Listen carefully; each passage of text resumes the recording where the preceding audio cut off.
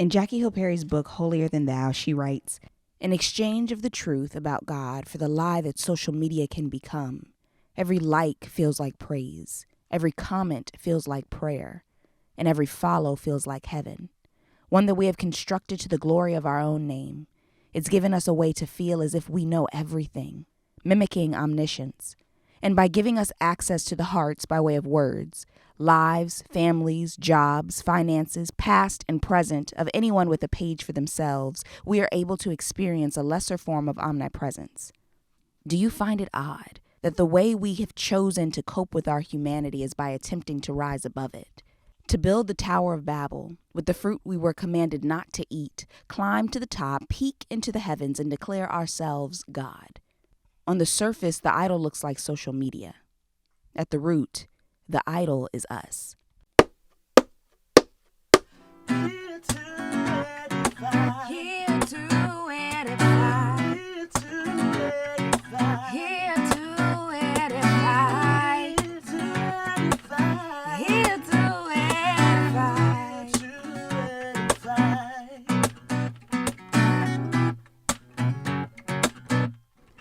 Hello and welcome back to another episode of Here to Edify. I am Astrid. And I'm Katura. And on this episode, we are tackling the subject of social media. Good old holiday time. You have nothing to do on Thanksgiving and Christmas Day because, let's be real, none of us are making the mac and cheese.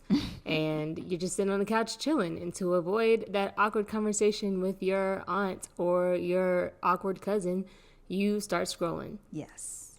That is the go-to pastime, is to work your thumb out with social media.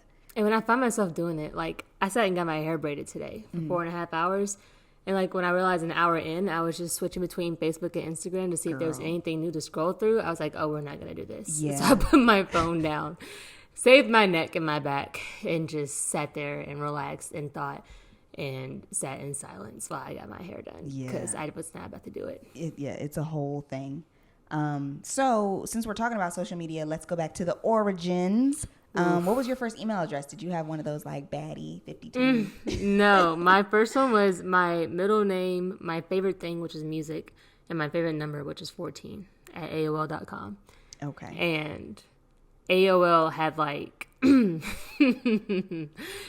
had them AIM chats. Yes. Do you remember? Yes, I do. That was my first that was a part of any, but I do remember. Yes. I remember like I had friends that had AIM, so that was my first form of like quote unquote texting, like way before I was allowed to have a phone. Yeah. This is in elementary school. I didn't get a phone until 10th grade. So that was how I like elementary school talked to my friends. Technology. And there was only like a few that had an AIM. And then AIM kids had like chat rooms. And man, chat rooms are like terrible now. They were just as bad then. I remember my dad, I got in trouble. I got kicked out of a teen room because I didn't realize that AOL kids had like these like things on there that like not censored, but if you triggered a censor, it would not only kick you out, but notify whatever guardian was on your account. Oh. And so I was triggered one day. Because I forgot what we were talking about in this group or how I got in there, but I don't know anyone in the group. No one in here knows anyone in the group. And this girl said something like, "Bow Wow sucks." And I went off because let me tell you. Run that back. I used to be part of the Bow Wow hive. I still really do look at people sideways when they want to disrespect Shad. Like he didn't give the culture everything he gave the culture. Right. So I went off on her, said some words I shouldn't have said, typed some things I shouldn't have typed. And then I'm kicked out of the room, and I'm like, well, there's that. At least she has my words to leave with. And I can't. I thought it was over. And then later at dinner, my dad's like, I got an email with the very message that you sent to some girl in an AIM chat talking about Bow Wow. Like, what? And I was like, he's like, simmer down, my child. Yes, he was like, you said all of that to a girl because you were offended about Bow Wow. And now that I'm looking back, I mean, I've calmed down, but I had a period of time. I can get really like passionate in arguments. And I'm like, this is not something that was birthed as an adult. I was in third grade, second grade, really beefing about Shad. Bow Wow high forever. Oh, what about you? Girl, not that eventful. Mine was Yahoo. So it was not. They also had chat rooms. And yeah, I wasn't, and you know what? Maybe it was because I don't think we had, by the time I would have been using that stuff, we didn't have like a home computer. Mm-hmm. So, and a little kid didn't have a laptop. Yeah. So yeah, it was just one of those things where I never used a chat room, but mine was my middle name, yahoo.com. Do you remember your first social media account? Was that eventful for you? Girl, no. So I had a MySpace, but again, I remember like one being like, okay, asking my brother like, okay, can you help me set this up? Mm-hmm. Like I want the background to look like this. I need these pictures. Girl, then I forgot the password. And so I'm still sitting out there somewhere on somebody's MySpace account. I just like forgot the password and I can't remember what little me would have ever. So yeah, so long before MySpace became like we don't use this anymore, I forgot my password. So it was kind of like, okay. I did it. I got this. Girl, I probably had like 2 or 3 friends. It wasn't even a big thing. It wasn't a thing for you. And yeah, that was that. It wasn't until like Facebook when I started actually like, okay, I'm gonna keep up with When did you get on Facebook? Ooh, I got on Facebook did I get on? I think I got on Facebook in like high school. Okay. Yeah, I got on in high school. The funny thing is I remember when my older cousin that was in college at the time came home and was like, hey, there's this new thing called Facebook, but it's for teenagers. I mean, not teenagers. It's for college students because I don't know. Yeah. But basically it was new and hip for them. Yeah. And it was kind of like everybody, my generation, we was lying still about how old we were to get onto Facebook because there was an age limit. Mm-hmm. They all had like a check this, must be 18. We was lying. Yeah. I don't know that I ever, either I lied or I feel like I didn't, but either way, it's funny because even now, some people I know, I'm like, you are not 38. Don't you have to technically be 18 to get an Instagram? Do you? Or it used to be. Like, girl. Instagram used to have like a check this to say that you're a certain age. Maybe. And I've had it for so long. Yeah, I've had it for so long too. But I think even it used Instagram, to have an age thing. I got that in college, and I remember being like, oh, what's this new thing? Like, this is what people use. So now I feel old because I feel like I remember we were here for the conception of every single one. It's like, oh, and Gen Z is looking at us like, this is all we've ever known. What are y'all talking about? Right? Girl, I have a video that my brother and I took, and we were like, Instagram got video. And I'm like, Instagram has Reels now. Instagram has changed so here, much. Hyped because they had video. We're going to get into that, but Instagram is the big root of a lot of problems. Girl. It has changed so much since the beginning. I think it depends on who you are. Some people it's Instagram, some people it's Twitter. For me, it was not Twitter. Oh, Twitter. It was Instagram. On Twitter. I love Twitter. Y'all had to get off Twitter for my sanctification. I love it. My first social media account was MySpace. I was not supposed to have it, so I was not as active as I could have been. I remember distinctly, I didn't even get one until I went to public school in 8th grade. And everybody and their mama had one. It's how the whole city of Louisville, like anybody in Louisville, it's like not a small city, but everybody knows each other. And I'm pretty sure social media added to that disease of thinking you know everybody in Louisville. And so I was new in this public school scene, this whole new culture of people I didn't know, but MySpace was how I like saw them first, like their pages, their pictures. And I was barely active because I could only get on when I was on my friends' phones at school and stuff like that. Like my dad would have... had a kidney stone if he knew I had in MySpace. And even that, I guess, like, did they even have it on the phones? Because you got to think back when we were young, they didn't even necessarily. Yeah, no. So I remember being real difficult getting on my friend's Rumor. That phone that slid up. So some phones, but it looked really bad. It looked terrible. Like it wasn't very like a good They weren't very smart back then. They were they had data, but it was like, like we're a little intelligent. But. Yeah, and I remember I got on Instagram and Facebook in high school, and I don't remember being active on Facebook. But now that I'm on Facebook again as an adult, and those stupid memories come up, man. Yeah. And I'm like, who said that? And why did she say that? And why was she typing like that? And why did she spell things like that? And why is there 3 commas? That was me. That was me in 2010. And so what? So that was the end of your. 2010 was my sophomore year. Okay, of high school, because I was gonna say because I was the beginning of my college years for Instagram. So that makes sense. Yep. And then I went back to my Instagram. That's when I started on Instagram too. And I was laughing with my husband. I archived a bunch of stuff. Like I archived by like different phase. So I think when I went to college, I archived everything from high school. When I graduated, I archived everything from college. When I got married, I archived everything before that. So I went back through it, and I'll tell like my high school post, and I was like, BJ, look how much lower the standard was. Like, that's how I know Instagram has changed, because I was confident to post a picture of my hotcakes and sausage from McDonald's that I had for breakfast, and thought that was a fine post. And it wasn't artistic. It didn't have a cute filter. Right. The angle was bad. It was not hashtag food porn. It was just a whack picture of my McDonald's breakfast. Yes. Yeah. And like I had all these, used to make the collages. Oh my goodness. And I was just like, in all of this, I was confident in. Yeah. And it's fine. I will say, in the years that I have had Instagram, my page has gone under construction. The where standard has gotten everything. higher I just and had, higher. like, pictures of me just like randomly dancing in the halls in college. Gotta go. Yeah, or just like you said, like this picture is not clear. This picture is super random. Like, This picture is edited heavily. Yes. I had one picture and I was like, I was going crazy on, what was that app that we used to edit pictures on, man? PicStitch is That was one of them, and something else, because it was on Facebook. I literally used to put lyrics, like song lyrics, on the photo. oh wow. She was on it.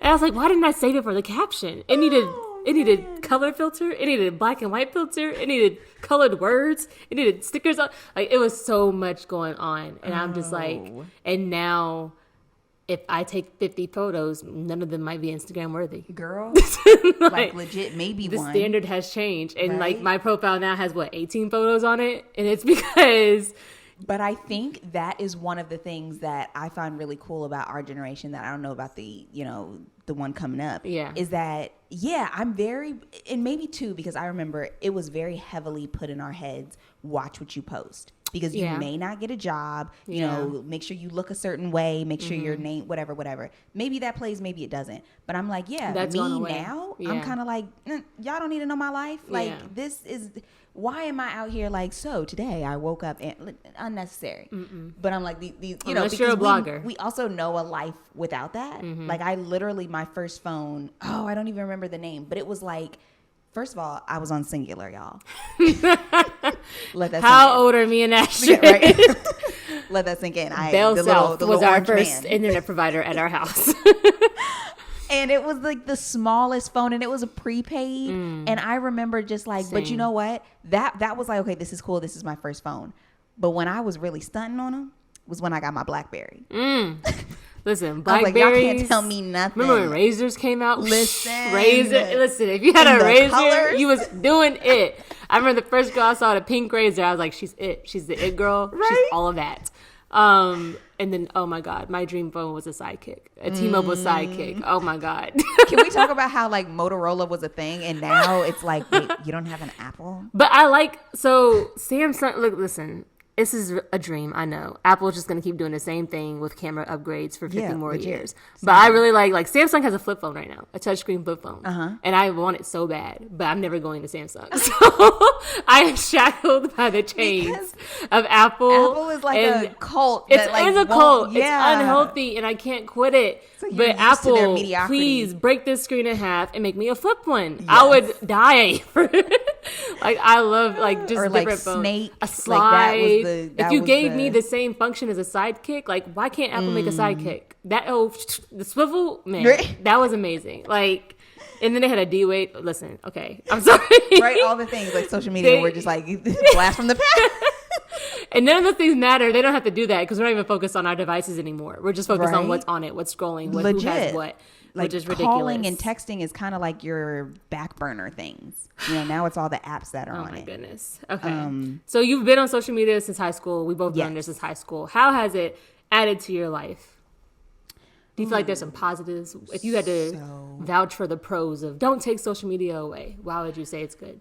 So I think the connectiveness, it is nice. I mean, whatever. I think it's nice. It could also be nosy, but to be able to like, there are people from different parts in your life where you're like, oh wow, it's so sweet to hear they're doing well.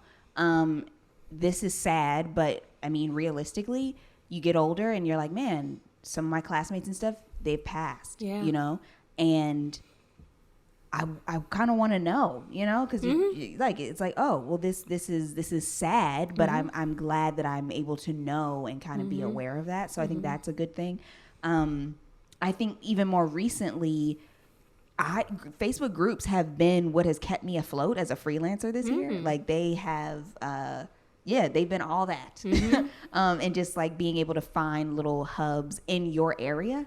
So that would be one of my reasons to like advocate for. So I think that there are good things. All of the little recipe things that are on recipe videos or reels that are on Instagram, that's been pretty cool. So yeah, those are some of mine. What about you? Yeah. I agree with all of that. I was just thinking when you said that, like Facebook groups, a lot of the best parts of social media are like those side things. Like I stay on Facebook Market. I stay on Facebook events. Like in the last 3 years, we lived in 2 or 3 different cities, and Facebook events have been my best friends. Like they tell you what's going on, who got trivia night, where's the brewery that does things, and that helps you meet people and stuff. Yeah. And so they foster connectedness even outside in the real world. It's just when you get on there. And let's talk about, I don't know if your timelines are like this, but like Facebook mess and those people is different than like the Twitter mess and those people. It is different than like the Instagram mess. Yeah, and those like people. that's like 3 different tribes, like and completely. Listen, the Facebook tribe is, if I don't even know how to like put them in categories, but the Facebook tribe is the most connected. Yeah. It's the largest. Yeah. It's the widest range of people in my life, whether it's like that random church member from 20 years ago, your old teachers, your old classmates, sometimes your old, your little cousin. Like, it's just, but it's so much, I think, and I don't know if that's where all the clashing come from. Like, you would think people argue most on Instagram or argue most on Twitter, and they do argue on Twitter, but I see a lot of beefs on Facebook. Like, and I wonder if it's because there's, to my knowledge, if I'm remembering right, there's never been like a cap on how much you can say. And so I wonder if that plays into it. You know, like Twitter for a bit was Twitter, like, if you want to really argue, you got to get tweets in there. You got to know, you got to be a wordsmith if you're going to argue on Twitter. Yes. But no, on Facebook, you could just spew your disgusting mess. Right. And you have, someone just has to read through that whole comment. Yeah. And so, no, I think that... It's that OG. It's been here. It's like, listen, I've spanned multiple generations, it so everybody's here. Everything else anyway. I was about to say, but also too, one of the reasons why, and like one day I'm gonna break the chains. I haven't gotten rid of my Facebook is because I'm like, well, dang, literally, I have pictures from high school that are on here, like because we just sat, being like bored after school, taking pictures. It like has, in a sense, a huge chunk of my life just documented. It's like a Google Drive. Yes. And it's like, but it's like your life's Google Drive. Right? Yes. And I only got back on Facebook because I stepped away from Instagram. So I guess we can kind of go into like the cons. So Instagram was really becoming a con for me, just in life overall. I was feeling comparison has always been like a thief of my joy. It's something that I actively have to work on in my life. And Instagram is like the hub. And I keep talking about how like the standard has increased. Yeah. It has. On Instagram, like you can't just post looking any kind of way. No. And how these filters work and what is perceived as reality and what is not. And like I just said, like the fact that I have to take a photo and even think about quote unquote Instagram worthy post. Like, is it worthy of being a post? Or no, that's a story. Like me and my friends will be taking photos and be like, no, that needs to go away after 24 hours. Or no, like this is cute. It could stay. But like, like it has like the standard and everyone has like an aesthetic in their heads. And Instagram is really getting to me. The perception that don't nobody work, all they do is travel. Yes. Like, because we don't get no regular life photos. And then like the fact that influencing became a job. Yes. Like I'm not knocking because I know some and I know that there are some that do good influencing. Yeah, right. But and then like the whole like premise of your job is to make people want to buy things. So you have to put forth that you're selling something. Your whole life is selling something, but you're selling a life.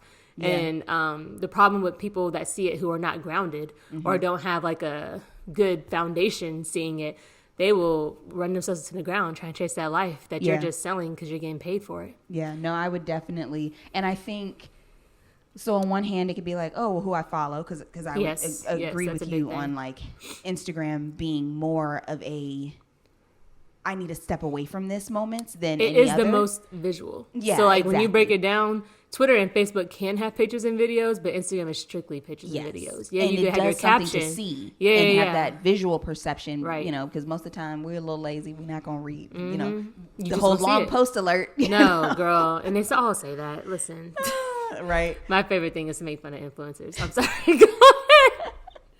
But I agree with you that would be a con for me. Is like, hey, Astrid, like this being reminded that this is a perception, you know, like 9 times out of 10, this is not someone's reality. And honestly, I'll say that's even why a piece of why I have, in a sense, stepped back from what I post is because I'm like, man, I don't want to be to other people what other people are to me. So that's whether, because like I said, I follow a lot of like, you know, Black love, or just like, you know, you seeing people with their families, just, you know, beautiful. And it's just like, oh, in your beautiful house, you know, like ain't nobody going through the finance book, you know, it's just, you just see the things and you're like, I want that. Or say house. Instagram now, one of the big cons is there's just a lot of promotion, because you can promote stuff. So it's stuff that's popping up that it's like, wait, what? I didn't even know this was here, but now this is affecting me because it's a promotion. It's popping up. And so I think, yeah, for me, the biggest thing with Instagram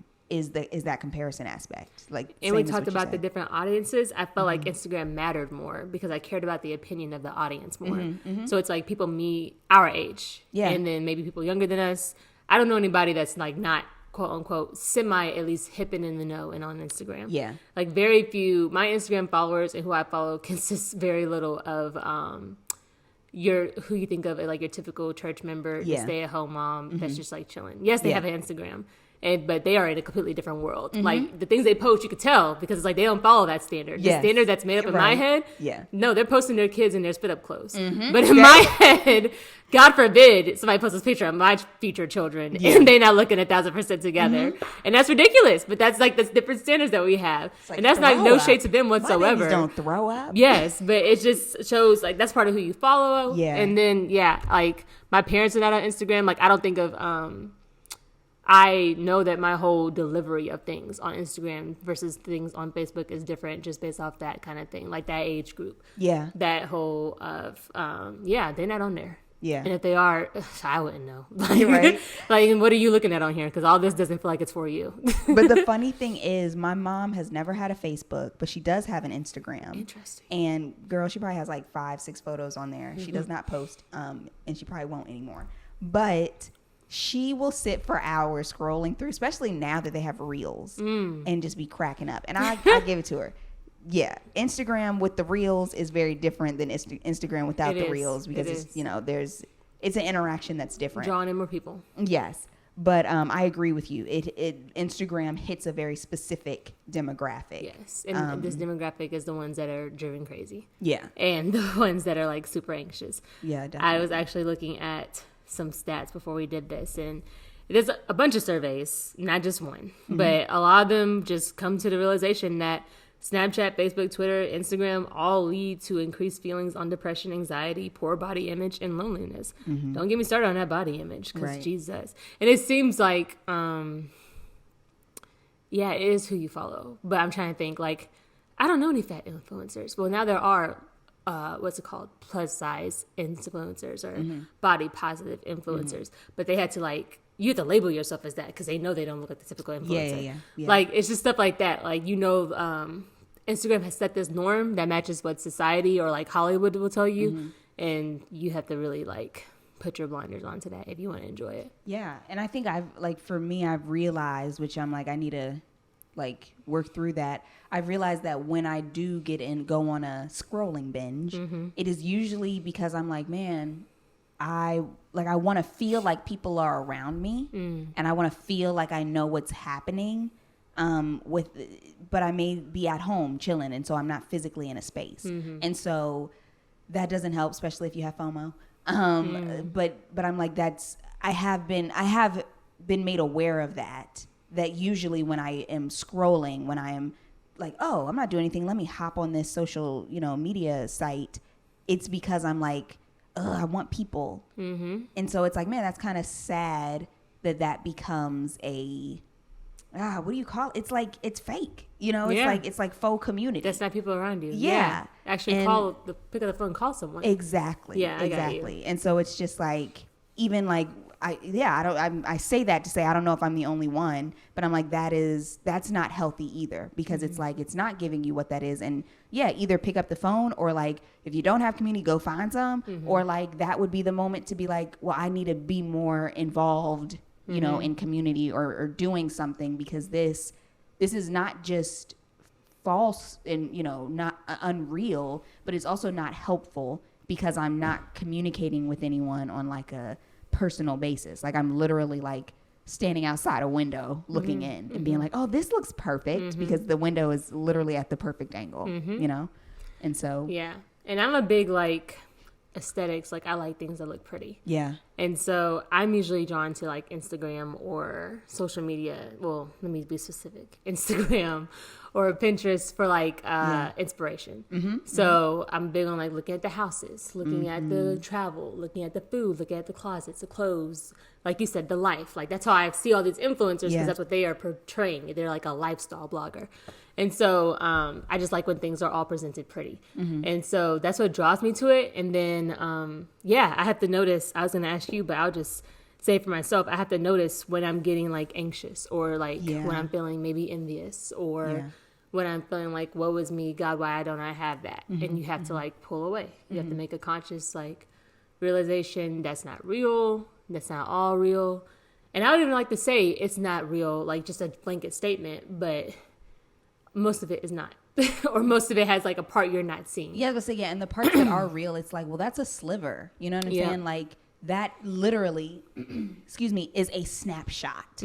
Or if we're being real, some of those reels that are done by influencers, like in a sense, it's staged. Yeah, you know, in a sense, like that. You could tell. Pretty much, I don't believe any prank video I see anymore. Yeah. But what was it? I was watching a video where, you know, the guy, it was hilarious, but he was going to deliver food and he dropped it at the door, and then he walked away, and the person like opened the door really fast, got it, and like closed the door. And then he like, you know, scrolled up and moved the camera up, and you see the person like staring at him from in the door. And so it was hilarious, but I'm like, he had to know this was going to happen. Yeah, because you're not just randomly going. Yeah, so either this had happened before or whatever. I don't know. And when you sit and have that thought process, though, it takes away from it. Exactly. So if you just would sit and have that thought process of, I think about couples. Like a lot of people will find insatisfaction with their relationships based off these YouTube couples or influencer couples. And I'm like, yo, if that's not staged, I don't know what is. Yeah, and not that they might not have genuine love, but you don't know if he surprised her with those flowers in that bag. Like she literally could have bought it herself, A, or B, been like, hey, do this for me. This is what we're doing. Yeah. Okay. Like, hey, I went out and got this. Why don't you just walk through the door? It looked like you're surprising me while I record you. Like, yeah, you really just have to think about what do they have to do to get that post. But also, too, what do you struggle with? Because, like, for me, I do struggle with sometimes the mundaneness of life. And so, as you're talking about, you know, influencers, whether it be couples, and, like, I think for the average person, if they were to admit, it's hard to find something interesting in your everyday to you know, blog about or talk about constantly. Because you know, you go to work, even if you're a stay-at-home parent, like, that's not glamorous, you know, like that's not to say something. Influencers will show you that it's not. Do you know how many? I'm trying my best not to stereotype them. When I really got into home decor, the home decor influencers, girl, especially for my style, it started out farmhouse. Let's go to the farmhouse crew. The farmhouse crew all get on Instagram every day. They turn on their stories and they're like, okay, guys, or hey, guys, and they're like talking about what they got from either Amazon or Target or Hobby Lobby. And it's like, I'm going to open up this Amazon haul. I'm going to open up this Target haul. Or I'm going, oh, you see the sweatshirt I'm wearing? It's literally loungewear, but I'm going to link it on the next slide for you. And like their whole existence is like, when I looked at it, I was like, why are people eating this up? This is mundane. Yeah. Like this is. But, yeah, so it's like that's mundane, but also, like most of our days too, even that. How many of us have enough Amazon to, I mean, some people are addicted, but I'm just like I love myself some Target. I do not have a Target haul. Like, I don't have that to show you. I'm not buying my pieces in bulk like that. I can show you this cute it's just like, I got. But that feeds my discontentment. Because it's like, oh man, see, look, on a random Tuesday now night, I got to go get all that. To do. Yeah, like they're doing this, and it's just like the average person in their household, not just in America, I feel like in the world, there's not that much happening, you know, like there's life happening. There are busy days, but like. And when I see that stuff, I'm like, who cares? But people care. Yeah. And we talk about Gen Z. Gen Z is in a different world because I've been around like my students. Again, context, I've worked with high school where they're teaching or counseling. And I had students that would literally just like get on live in class and just set up the camera. And I was like, what are you doing? And they'd be like, I'm on live. And I'm like, so there are people watching you watch me do nothing, just sit in class? And they're like, yeah. And I was like, and y'all do this on the regular? And they're like, yes. And I was like, what the heck? Like, what do y'all have going? Why do you, what? Oh, wow. Who cares? Yeah. And I was like, who cares? And they was like, yeah, they just feel the need to post everything. But I think, too, it's this infatuation with the lives of everyone else. And so, again, it's constantly Let me goes put my back life to, out like, there. And yeah, I'm like comparison and discontentment and all this other stuff. But it's just like, why are we infatuated with how Sarah's living next door? You know, like anyone sitting here watching you in class is demented. Right? Please report them. But in a sense, if I'm worried about that, then I'm not worried about what's going on here, you know, because I'm so worried about the person that sees, like, you know, like that camera is like a constant, you know, third person or, you know, however, yeah. Just all like of you are in the school. room. You missing out on your class, watching Right? them in their class. Like, what sense does that make? Yeah. Yeah, no, they live in a different world. And they would like my little brother, he'll, I remember we were in Puerto Rico and I was snapping him up, like getting good, like scenery. Like I'm all about that with pictures. Like I'm not just going to take no little raggedy picture if you ask me to. And he was hesitant to post. And then I go to his post and he's out here taking pictures in front of like school lockers and like bricks outside his school and school buses. And I was like, do you even look at the atmosphere and background when you take a photo? Yeah. And he was like, no, you just got to get the fit or you just got to. But even with that, and I think it kind of speaks to what I read at the beginning, like it does something for us, which is another reason why I was like, I don't need to post as much. It does something for us to receive likes. It does something for the person that's like sitting on live and like, look at all these people that are showing up to look at me, even if I'm doing nothing, you know, look at all the people that are showing up to press like that I just took a picture of like some lockers, you know what I'm saying? So I think like it does something for us that is not healthy to receive this really unwarranted in many spaces like praise, you know? And so I think like, or even what is it that you get when you don't share a lot on social media? So when you finally do, you get a bunch of endorphins. Is it like boosting the endorphins? Yeah, whatever that is, you have to watch that too. So like I'm not a big poster on Instagram just because like I just said, I get a lot of anxiety about what's Instagram worthy, so I don't even post that much to even like take that stress away.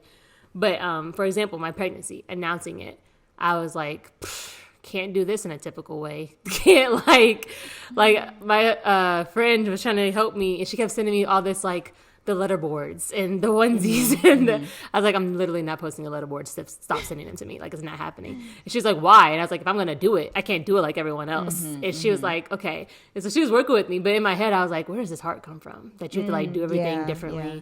You have to do everything. And I was like, and I might just like not post them to their first birthday. What about that? And she was like, well, I mean, that's an option. And I was like, we know people that have taken that route, not posting their boyfriend till they get married or not. But I was like, but what does that say? It plays into a fear of man. Like, you know, and like, you know, going back to just like biblically, like that's a sin, you know, like that we are, you know, putting men on this pedestal, like what they think of me, like is so important. Like I'm gonna really do it to them, really shock them if I don't. Yeah, and so I think like I will say there are a lot of times where I'm like, man, it would maybe be nice if I didn't know what half of my graduating class was doing. You know, like what would that be for them to just live life and me to live life? Who really cares? Yeah. It doesn't spur me to call you and make a real connection. Yeah. And so that's what I said. Is it a nosiness? Is it a nosiness to be like, oh yeah, I know so-and-so is doing this. But then also it's a nosiness that, again, depending on who I am, can affect me because I'm like, dang, well, they're all out there getting married, having kids. What am I doing with my life? You know? And it's just like, what do you mean? What are you doing? Like the Lord has you where he wants you in this process that he's, you know, journey that he's taking you on, but you're so busy looking at everybody else that you're not focusing on like what he's doing and how he's having things unfold. And so I think like even in the beauty of the connectedness, sometimes I have to remind myself like the world wasn't always connected in this way. You know, like it really was kind of seen as absurd or like unique and different for someone to like go abroad, you know, or like, I mean, I have friends abroad that I'm like, I just got to shoot you a text, you know, like we are so connected and that's a beautiful thing. But I think as I'm sure you've listened to many podcasts, you've heard many people, like there's a beauty in disconnecting, because being connected just adds to the noise. Like, we are constantly inundated with noise. And so there are moments when, like, more recently, you know, Instagram is down, or, you know, Facebook is down, that I'm kind of like, oh man. Now who you gonna talk to? Right? Exactly. It's like, oh man, but this is kind of good. Like, this is, I literally can't, you know, You it's only not can talk just to the like people you're actually connected to. Exactly. I think it, like, the connectedness is good, but it can create a false sense of connectedness. Yeah. And even in, you see those, the people that you're actually connected to, when you see their highs, because you're also aware of their lows, it balances to being able to see a friend that I talk to on the regular, and I'm like, oh, you're getting married. You know, like, oh, you're having a kid. Like, I know the prayers you've prayed. You know, I know the times when you were crying because, like, things weren't going the way you thought, or you couldn't see this day coming. And so that there's a balance that we get with being able to, like, touch down with people that social media robs. And so I think, like, social media should always be like, it should be handled with an understanding that, like, this can be great good, but it also can be great evil, you know, like, just depending on what you allow it to do, how you allow it to affect you. Yeah. So let's end with some good tips on how to use social media and not let it use you. Yeah. So I would say number one is, like, just be cognizant of false realities. Very, very. And that's on everybody's. Like, I'm not going to say very few people, because it's becoming more of a thing to share your downfalls or the hard things or your trials and tribulations.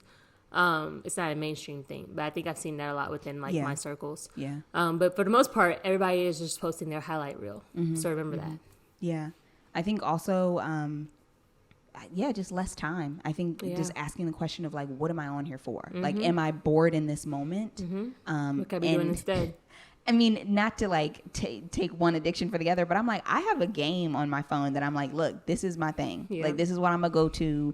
I'm going to try to go to this before I go to the social media. I downloaded Candy Crush specifically to get off Instagram. And so I'm like, do that. Like, maybe make social media your last go-to, you know, if you don't have to be on it. And then I think, like, for the connectedness, going back to me talking about how it's been helpful for a job, like, when I am on it, what am I doing? Like, am I on it with a purpose? And then, like, all right, it's done. Because it's easy with, like, social, you know, like, specifically Instagram. I'll go on there because I work in this field. And so sometimes, you know, a job I'm on, it requires me to be on social media. And so it's like, okay, don't get distracted. Don't go down the rabbit hole. You are here for this specific point. You go, you find this, and then you leave. You and go so I on think, Facebook like, being Market, focused. find that table, and get off. Yeah. Or you go and find that event, send it to your friend, and y'all go and actually meet people in person. Yeah. I think it's just, like, taking your, like, you take control of your life in that way. You know, not letting social media and all the things that come with it that I'm sure, you know, you all have a laundry list of stuff you've heard about social media, from the documentaries that have come out, you know, to the WikiLeaks. Or, I mean, the people are getting the facts. Yeah. They're just not listening to them. But the Bible touches on everything, even when it's new, y'all. And I think a good verse for this is remembering 1 Corinthians 10:23. All things are lawful, but not everything is beneficial. There's no law against social media, but, like, just really stop and think, like, is it beneficial to me? And look at the points in which it becomes not beneficial to you and act accordingly. You got to be self-reflective. And a lot of these things go back to self-control, you know, like, we don't want these things to turn into idols. That's the fruit of the spirit. We don't want it to turn to idol. We don't want it to, like I said, the fear of man. And then that makes me think about mine. I'm like, what makes these girls who seem like they have unattainable lives and unattainable bodies come up on my algorithm? What am I, like, liking? What am I looking at? What am I spending time on? But I think, like you said, just takeaways, being aware of these things. And I think things have less of an ability to have control over you when you are dictating how much time they take up in your space, in your time, you know, in your life.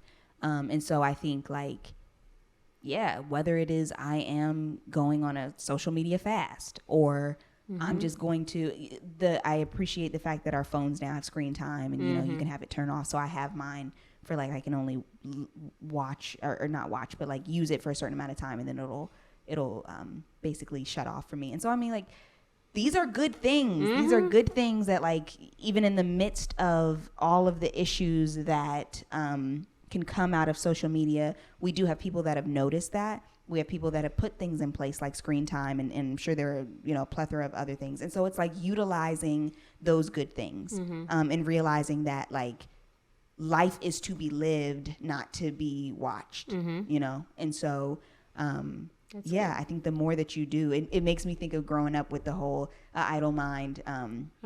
Is it The Devil's Workshop? Yeah. That's what I heard. Yeah. Or like a mind is a terrible thing to waste. But basically, like, that too, scrolling through is an idle mind. And so if you're doing, which I realize during the day when I am like on a job and I'm moving, I'm not on social media. And then I come home at night, I'm tired. I don't feel like scroll, you know? So it's just like, if you keep yourself busy, moving, doing, living life, then you don't have to watch somebody else live theirs. And then you get to dictate, like how much it affects you and how it affects you then. Yeah. So just keep all that in mind, guys, as we go into this holiday season. I know I can't wait for break. And one of my things, and I don't even get on social media a lot now because I'd be tired from work, but I don't want to fill my time that I would be working with social media when I have this break. I'm going to take a book with me, or I'm going to just sit in silence. I'm going to talk to people more. Like, you know, I'm just going to be connected this holiday. Yeah. That's all I ask, is be connected, reflect, maybe figure out some New Year's Eve resolutions you need to make that touch on social media. Yeah. No, so this has been great. Also, this is the last episode for this year. Yeah. So thank you all for just like rocking with us. This has been a season of transition. It's different, but it's been good. And so I thank you all that have been like listening and encouraging and reposting. So much. So we do thank, we're thankful for social media that we're able to get the word out. So thank another you so much. pro. Please be on the lookout for season 3, part 2. Yes. We will be back in the new year. But yeah, guys, enjoy your holidays and live it. Yes. Don't watch other people live theirs. I really feeling the urge to just be like, here to and bye. Maybe we'll bring it back for a quick clip. Maybe. Okay. Happy holidays, everyone. Happy holidays.